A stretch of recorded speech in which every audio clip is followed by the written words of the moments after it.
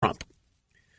But, ladies and gentlemen, I have to admit something. When I was driving away from here yesterday, I don't know how it happened. You know, I have satellite radio in my car. And I don't know how it happened, but I ended up on MSNBC. And this was about 20 minutes after the program ended. I had to dash out of here pretty quickly yesterday. And no, it's not sabotage. If you must know, Sirius Satellite Radio now has an app that is usable with CarPlay, which is an Apple feature that turns your in-dash entertainment system into the iPhone. You use Maps, the music, Siri, and all of that. And I was testing the Sirius XM app. Now, I've got satellite radio directly to the car, but this is just a backup to have it. It's pretty cool. And I was assigning favorite stations, and somehow it ended up on MSNBC. And I couldn't believe it. I could believe it, but it just boggles my mind every time I hear it. So I asked Cookie to give me the sound bites. And let me set it up this way. I don't even know who the anchor was at MSNBC. Let me see if this thing's... It was Chris Jansing. I thought it was the guy. See, I can't tell voices. If I don't know who's speaking, it was Chris Jansing. I thought it was a guy interviewing the Democrat guest. And as you know, there is this memo that has been written by Devin Nunes that there are many, many rumors and leaks about, that every member of Congress has seen. And there is a clamor for this memo to be released.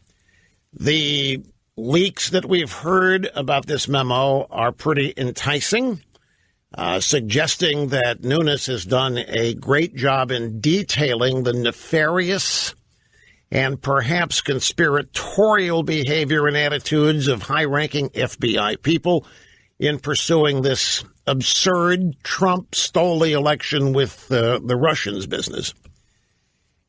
And apparently Twitter is blowing up with people demanding that the memo be released. Well, this has the left very concerned. The left is very upset. And that's what this interview was about. You have to hear this. I hope it strikes you as funny as it did me, because I'm laughing out loud in the car. I am filled with mirth. I'm jocular, and I'm also incredulous, and just a slight bit, not upset, but just of the mind. Come on, can you people come up with something else? Do you realize how stupid you sound? While I'm laughing out loud at them. So here's the setup. Yesterday afternoon on MSNBC, Chris Jansing was interviewing Roger McNamee. He's the former mentor to Mark Zuckerberg. Facebook CEO Mark Zuckerberg is the guest, Roger McNamee. And Chris Jansing asks if he is surprised. If he's surprised by reports that Russia may be trying to influence the Mueller investigation by using Twitter accounts that are using the hashtag release the memo. In other words, Chris Jansing is saying, are you really concerned? Are you concerned the Russians are planting all of these hits on Twitter demanding that that memo be released and made public? No, I think this is exactly what we have feared. Facebook's initial reaction was that this was a one-time event. It would never happen again.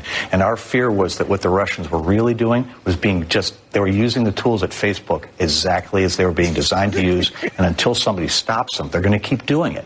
And the issue we have is we have a perfect example you can see right in front of your eyes. It didn't stop in 2016. It's going on today, and it will continue through this election and all the future ones. Folks, I'm laughing at it, but is it not getting tiresome? You know, the thing about America, I had a friend of mine point something out to me that really is relevant. And the Democrats are so caught up in this that I think they live in a total alternative universe where they remain in their own minds relevant, but they're not. They lost, and they're really not relevant. And it's what bothers them more than anything. They're not relevant to what is going on. There is nothing happening in America that they can stop. There's nothing happening in America good that they have anything to do with. They really are irrelevant. So all they can do is focus on why they lost and how they lost and how they were cheated. But most people after elections forget about all that, and they simply start paying attention to what's happening. Are their lives getting better? Did they elect the right guy or not? The Democrats are still focused on election process, and this is just absurd. So what's happening is that there are, and by the way, Twitter analytics shows that the surge in demands that the Nunes memo be revealed is from accounts of Americans who want to know what the hell happened. It's not the Russians. It's not a bunch of bots. It's legit. Twitter is being slammed by people, by Americans who want that memo released. Now, the Democrats can't admit that. That challenges their alternative universe, where they represent the majority of thinking, where the rest of the country is like them and hates Trump. They live in a universe where every American or most Americans regret their decision to vote for Trump, wish they had elected Hillary. This is the projection the Democrats engage in each and every day, the media as well.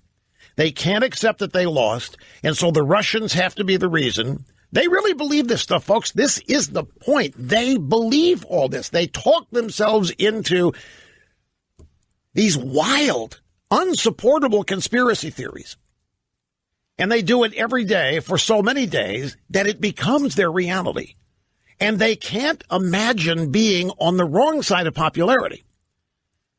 Their arrogance will not permit them to admit that they are a minority of opinion, of thought on any given issue.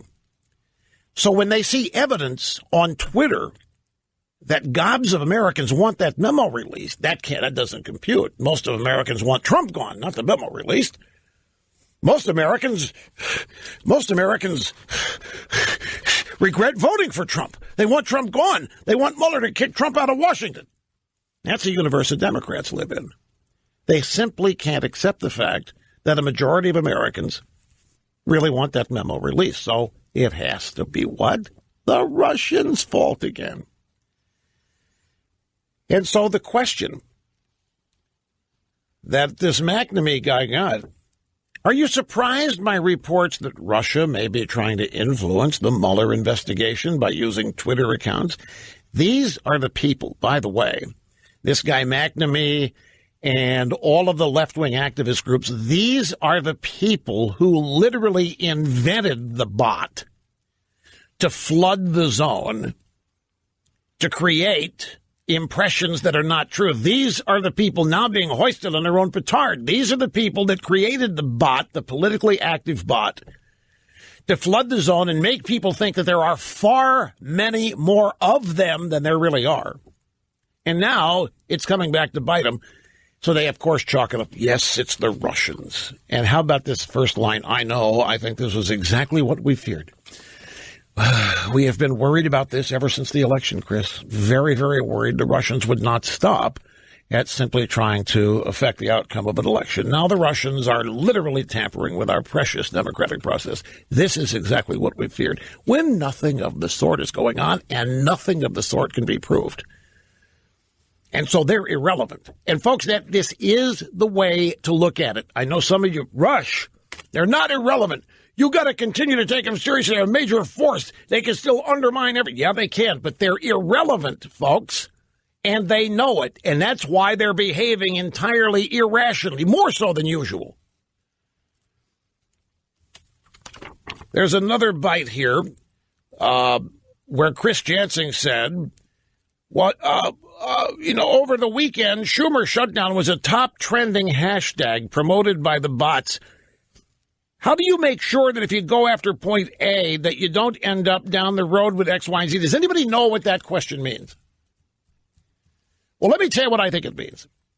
The next thing he's being asked about, okay, a lot of people showed up to protest at Schumer's house in Brooklyn, which is true, they did. And Chris Jansing is asking, could it be that the Russians are behind that too? Could it be that a bunch of phony bots caused a bunch of people to go protest at Schumer's, and they don't really know why they're there, and they really don't dislike Schumer? It's just another trick. Over the weekend, Schumer shut down top trending hashtag promoted by the bots. How do you make sure that if you go after point A, that you don't end up down the road with X, Y, and Z?